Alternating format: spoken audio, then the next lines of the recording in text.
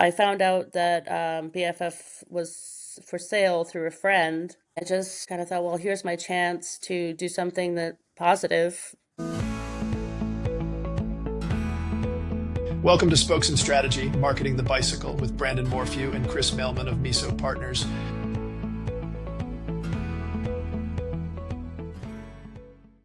This is Spokes and Strategy, the business of bikes and the joy of riding. Running an independent bike shop is a struggle. And Gillian said that straight up in her pre-interview.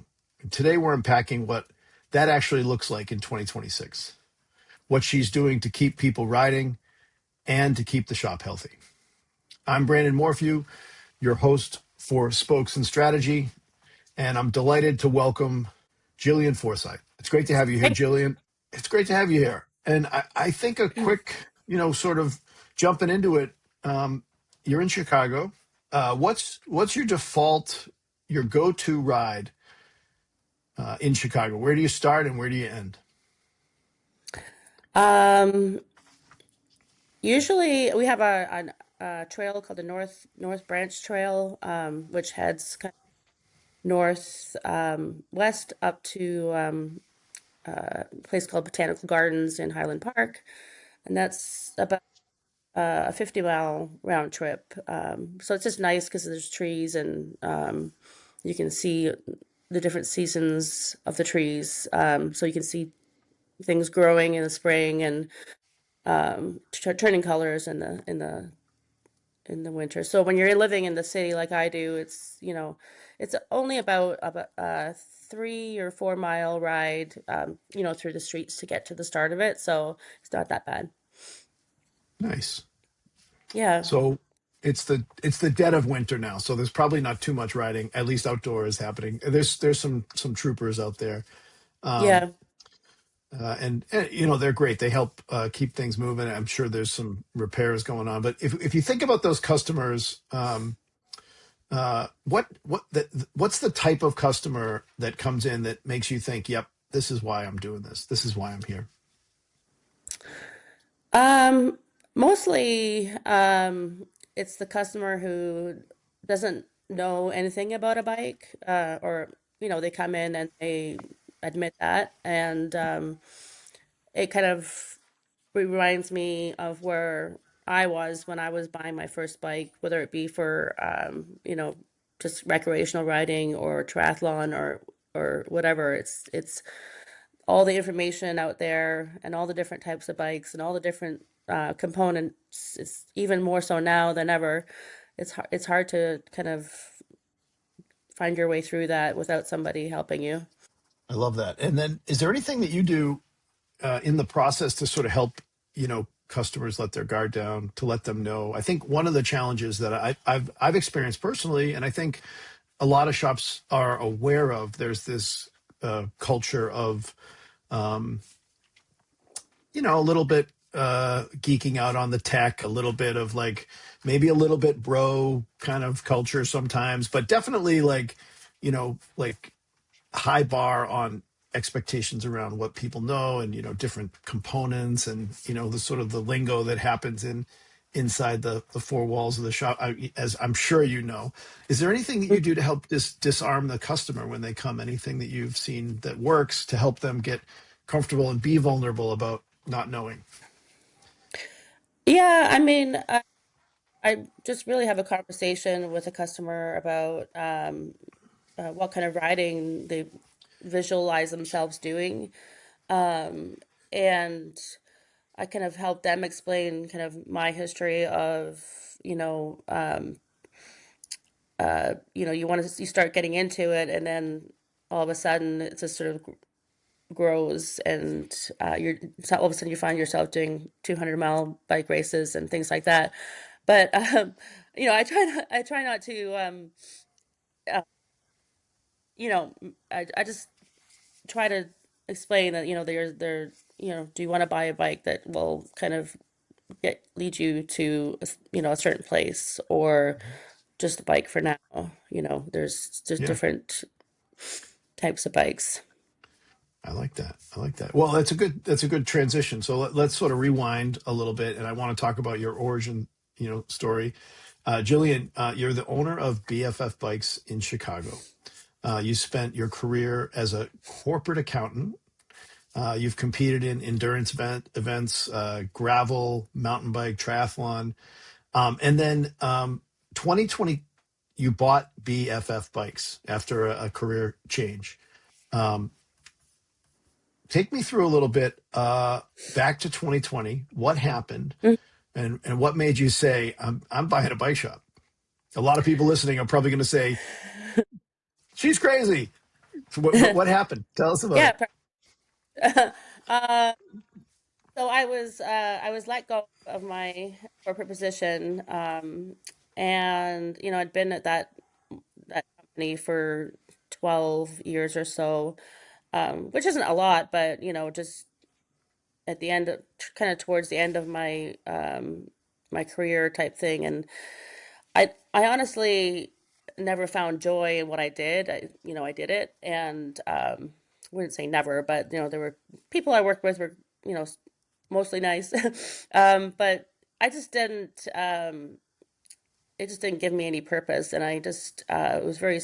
I always call it soul sucking because you're working with executives who are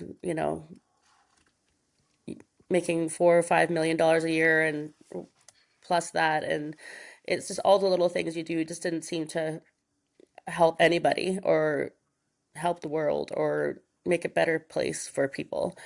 Um, so I didn't know if I could go back to that, especially back to a different company and do that all over again. So I found out that BFF was for sale through a friend, and I just kind of thought, well, here's my chance to do something that positive. And so I just kind of jumped in, not knowing, I didn't know anything, honestly, except, I had a finance background. There was one bike on the wall, I think. It was, during COVID, so there wasn't a lot going on. Yeah. Well, I mean, it really is brave, and I think, like, often in those situations, there's a lot of feelings and emotions. What was the scariest thing in that decision? Was it about money, credibility, operations, something else? Um, at the time, I was renewing the lease, and so I had to decide, if I move the store, and I did decide to move the store, which I think ultimately was a good idea. Um, and me, the scariest part is, and still is, kind of my lack of knowledge of kind of being a mechanic and fixing bikes is, was really kind of scary because I'd never really done anything that, you know, I just didn't know. Didn't know how to fix a derail. I mean, I always was the one that was, oh, can you just here fix, please? So that was scary. And that's still scary. And Yeah. how do you mitigate that? What are, I mean, great people really help, I'm sure. What are some things you do to help minimize that? Yeah. I mean, putting trust in my employees and knowing that they'll do the right thing. I have a service manager who's been with me for almost 10 years, and, we have a great working relationship, and I trust her. And I've, taken courses and learned a few things, you know, as I go. I've joined the profitability group in the MBDA. That was one of the biggest things I did. Um, and so I had a lot of I had a lot of people in the background to ask questions to. Hey, would you say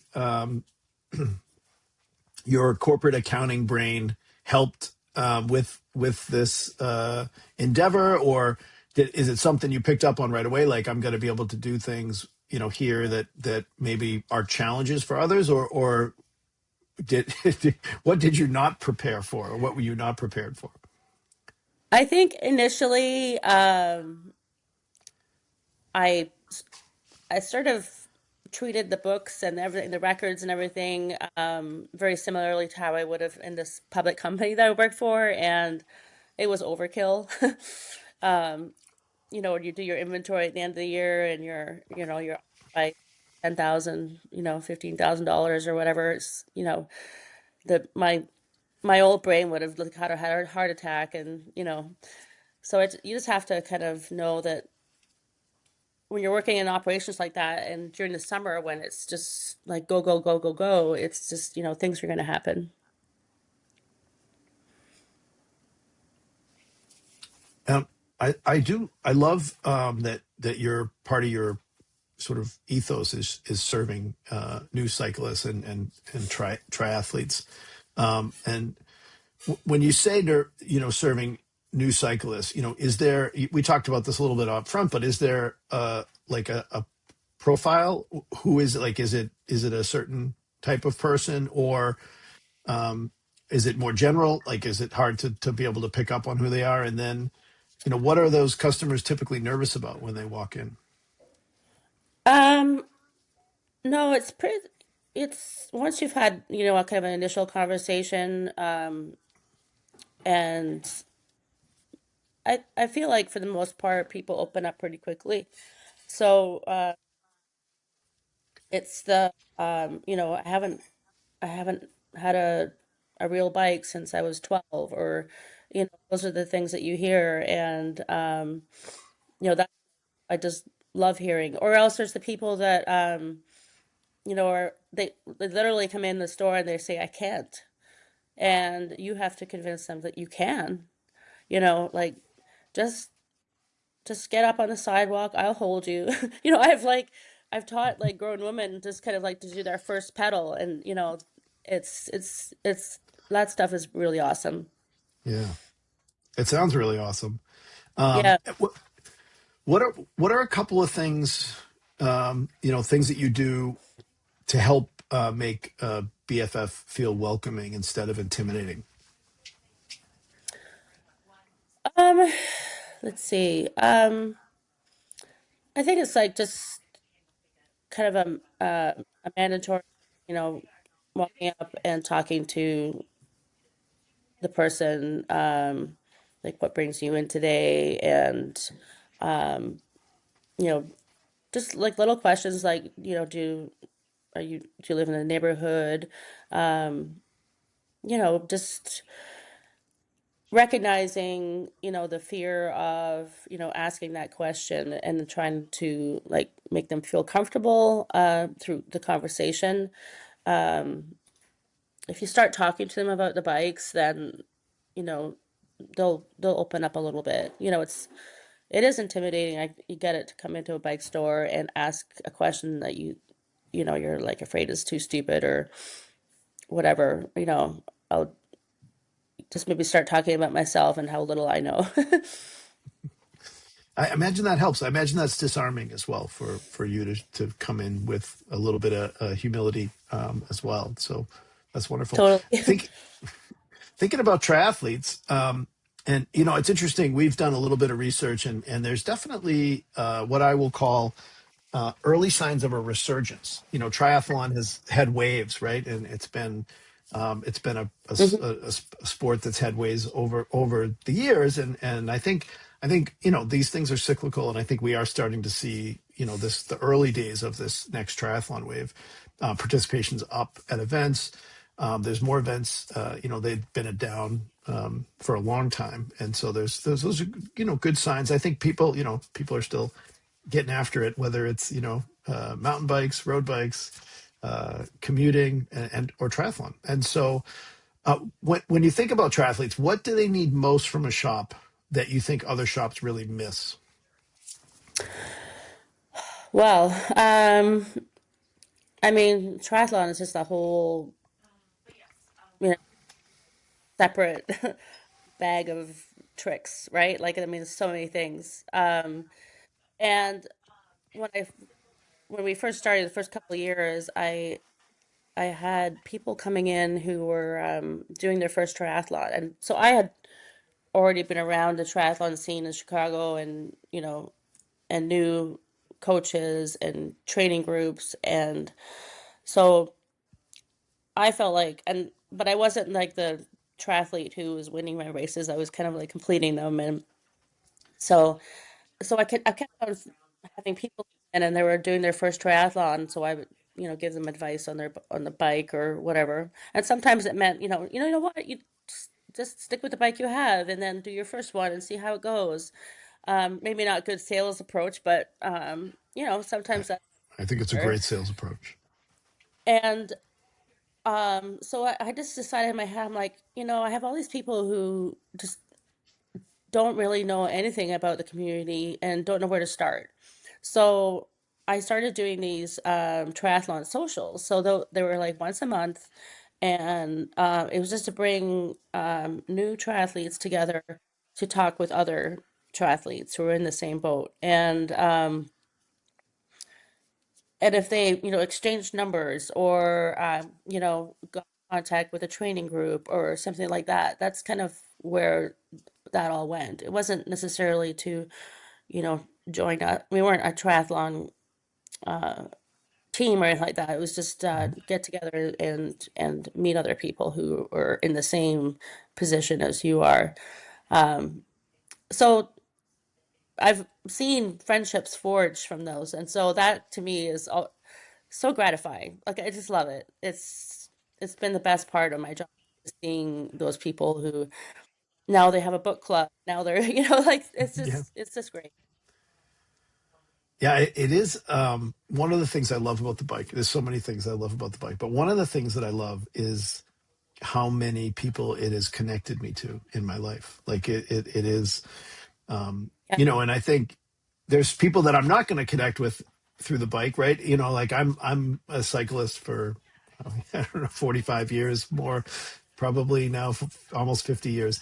And so, um, that for me, I'm not necessarily going to connect as intimately with a beginner cyclist, right? As not so there's so much room for people to connect. There's so many places, socially, sort of, in competition as a, and then through business, through work. So I love that, and I'm grateful that you're doing that because I think there's a lot of room for that.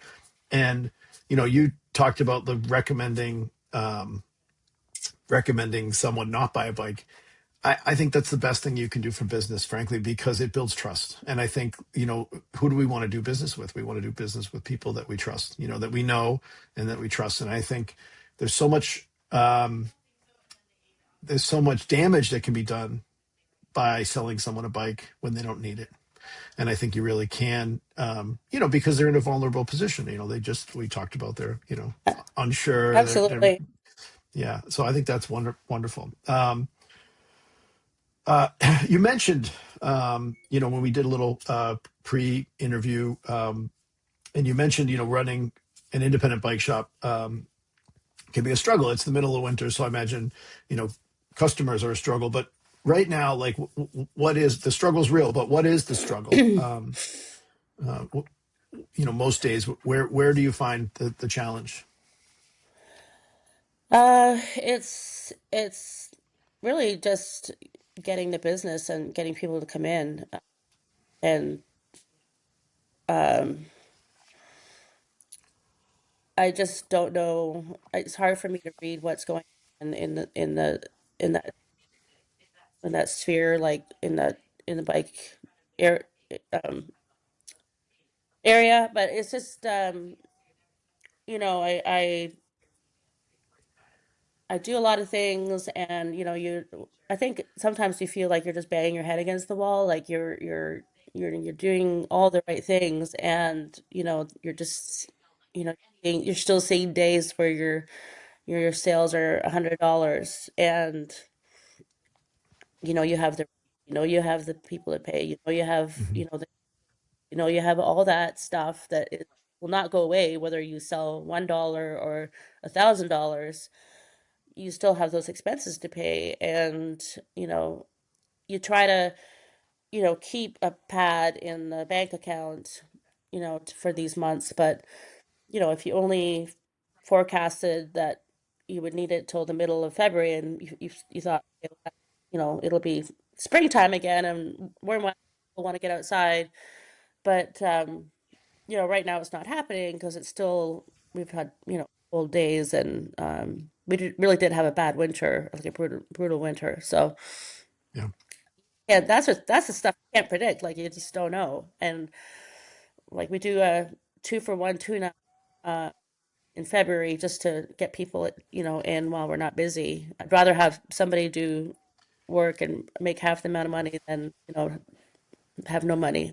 So, Have you had any success with that? Have you seen, does it bring people in? in the past we've sold out.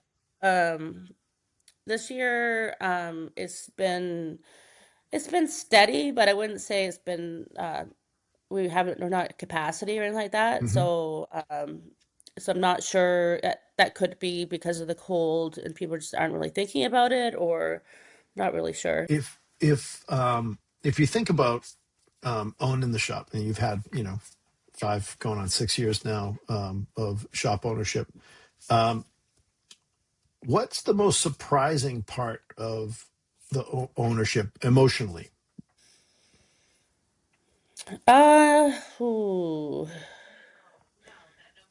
uh, I'm used to work. Like that's not a surprise to me. I've been there. I guess, you know, as I was thinking about my kind of buying a bike shop, second career type thing, I was maybe not prepared for the amount of work it was going to be.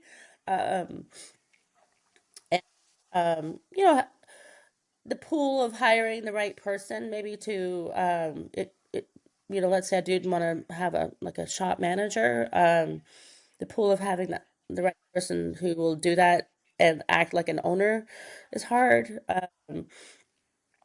It's hard to read sometimes what motivates the employees because a lot of times the bike mechanics will have, this is kind of their way to make money, and then they have their side things going on. So they're not, um, they're not career bike mechanics necessarily. They're just, I'm in a band or I'm doing this or, you know, um, I think having to deal with that is been a little bit challenging.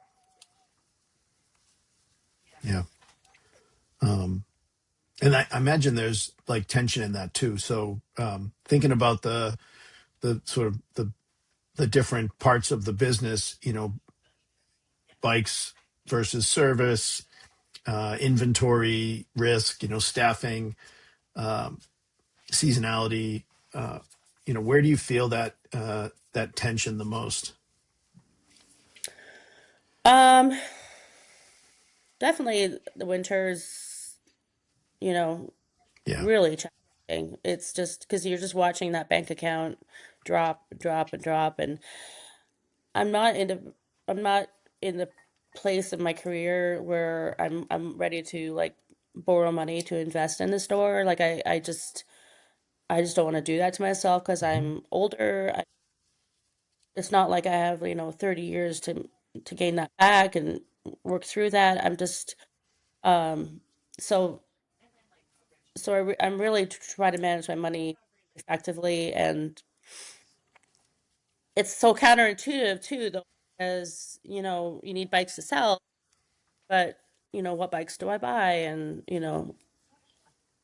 I mean, and that's another risk too, is you buy the bikes, and 3 months later you see that the manufacturer is offering 30% discount online.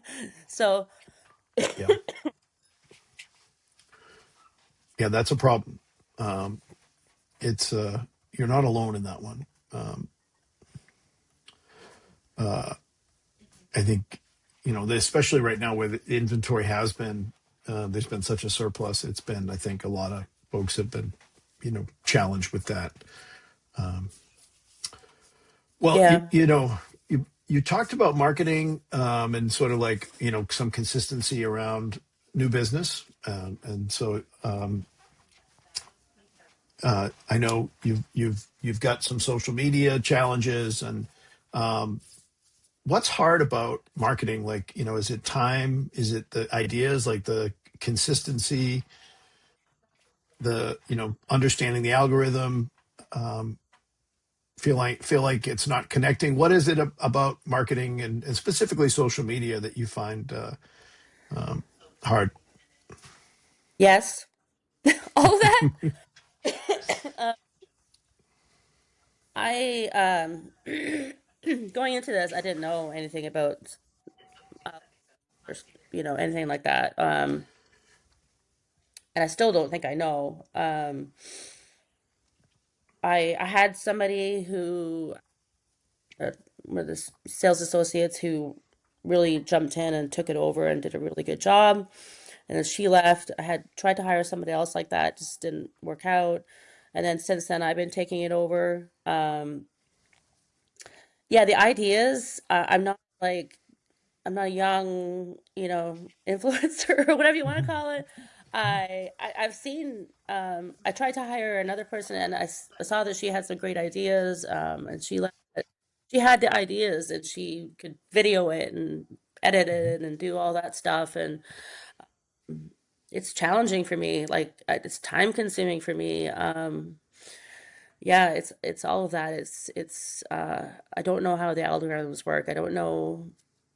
I think we're doing okay on social media, based on followers and things like that. But other than that, I don't know what else to do. Is there a post that worked that you think like worked well, and why do you think it worked well? Oh, yeah, recently there was one that I did. It got a lot of attention. It was like in the initial stages of winter, and I recorded myself riding to work, and the state of the bike lane, was covered in snow. Hmm. And I videotaped that, and that got a lot of attention. It was Yeah, good and bad. So um, it's interesting, and that's another thing too. Is like, you know, you get that you get people posting from both sides of the fence, like people who hmm, hate bikers, people who love yeah, bikers, and yeah, all of a sudden you have this thing going on in your social media post, and you're just like, oh my God, what have I done? yeah. It is interesting to me that there's so much passion, right? It's such a polarizing thing because, people in their cars and driving, get all uh, ornery about cyclists and cyclists love what they do and want to get out there and enjoy all the freedom and I think cars are dangerous, that people don't realize. I'm always I remind people that every time you see a bike, that's one less car. So if they weren't on the bike, Yeah, they would be traffic, so there's a real benefit to having more bikes out there because it means less cars and you're not going to be sitting in traffic for as long. I think that's the hard for them to realize that It is. connection. Yeah, I Yeah. think I think it's it's I for a long time my grandfather hated cyclists. I remember sitting in the car and witnessing him buzzing them like Oh intentionally. my God. Yeah, yeah, he did it, Yeah. and he would be I think he didn't realize that that's someone's grandson or someone's granddaughter Right. that's Yeah. on that bicycle, and so I think we're all people, and yeah, it's a tough one. um P2, tell me about P2. NVDA has this program. I know about it like kind of tangentially. I know that like people talk about it and stuff. What kind of impact has that had? Is it around confidence? Is it around like connections, having like a peer group, systems? What kind of impact has that had? What's worked for you there? The peer group factor is huge. These are people, there's probably, there could be up 10 or 16 in one group and not competing retailers. And these are people that I can message any time of the day. And if I have an issue, or even if, if I can't find a part or something, anything. And or when I was like first learning about, when someone was telling me it was taking an hour to do this, I'd message them and say, should it take an hour to do this or should it not? Yeah. So, because I didn't know. And so, you know, um, and then just holding you accountable to your budget and to your numbers and having them ready. you have to be you have to be ready for our monthly meetings, because otherwise, you're not contributing to the group if if you're not doing that. And I sometimes I feel like I've gotten more out of the group than any of them because I was the newbie and didn't know anything about the bike industry. So it's been a game changer for me. Like I've become friends with them, and we meet in person twice a year at one of the bike shops, and we visit the bike shops, and we audit their bike shop and critique them. And so I think that's really beneficial. And we all have our strengths. Like I have the accounting strength and that background, so they go to me for that. And so it's been great. It's a Nice. I would highly recommend. I mean, you don't have to be in it forever, but it'll teach you things about finance and about how to be profitable, how to keep your margins up. They have all the ideas. That so there's shop owners I know listening, and Mhm. uh, quite possibly feeling alone. What's one step that someone could take? Yes, join the P2 group, but what's one step that someone could take this month, like to sort of like reduce some of that isolation? The MBDA has something. If you're a which is just a one time $250 or whatever for the year. The Monday Mingles they have. I That's where I first joined the Monday Mingles, and it's a bunch of retailers getting together talking about stuff and any topic. Like if you have on your brain that you're wondering about, like, should I do this? Should I not do it? I don't know, does it make sense? Join the Monday Mingle, throw it out there, and see what the others have to say. Because I 100% guarantee there's going to be someone else that's in your same boat or has been in your boat, and can give you advice on that. Don't feel like you're alone. And we're all here to help each other, honestly. I love that. Yeah. Well, spring is not far away. What are you most? It's really not. I know it feels like it is, Okay. but it's really not. What are you most excited about this spring? You've got the tri socials that you've done. It sounds like you're engaged in NICA. What's something coming up this spring that you're excited about? Yeah. You know, NICA is definitely something out in Illinois. So I'm looking forward to helping out there wherever I can. Um, I think it's a great program, and especially for, you know, these city dweller kids who they, sometimes parents don't think it's safe for them to be out on a bike. Have the opportunity to ride with a group of other kids. So I think that'll be good. This is my third year working with the Chicago Triathlon. So I'm looking forward to building that again, and seeing where that goes. Yeah, Nice, just nice. yeah, Any rides that you're personally interested, something that you're doing this year that you've got on your calendar that you're looking forward to? yeah.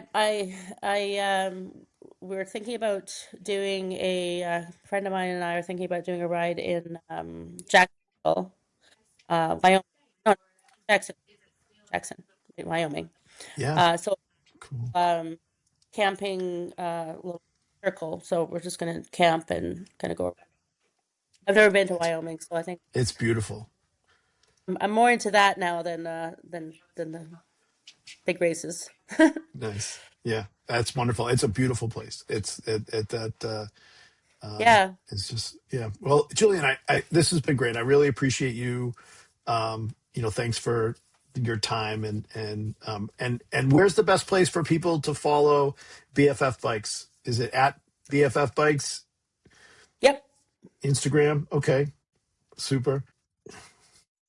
If anybody wants to reach out to me, Okay, feel free. Happy to awesome. happy to help wherever Thank I you. can. Awesome. And you're in Chicago. So if someone's new to cycling or try, you've got your monthly triathlon socials. Are those still happening? Yep, every month. Yep. Awesome. Awesome. It's on And we'll we have a keep calendar, all our stuff on our website with our on the rides web. and yep. And what's the website again? We'll link it in the notes, but what's the website again? It's bffbikes.com. Couldn't be easier. Well, Pretty this easy. is fantastic. Well, thanks, Jillian. Thank you so much for your time. And it's great to get a chance to know you better. I appreciate it. You're welcome. Thank you. Okay.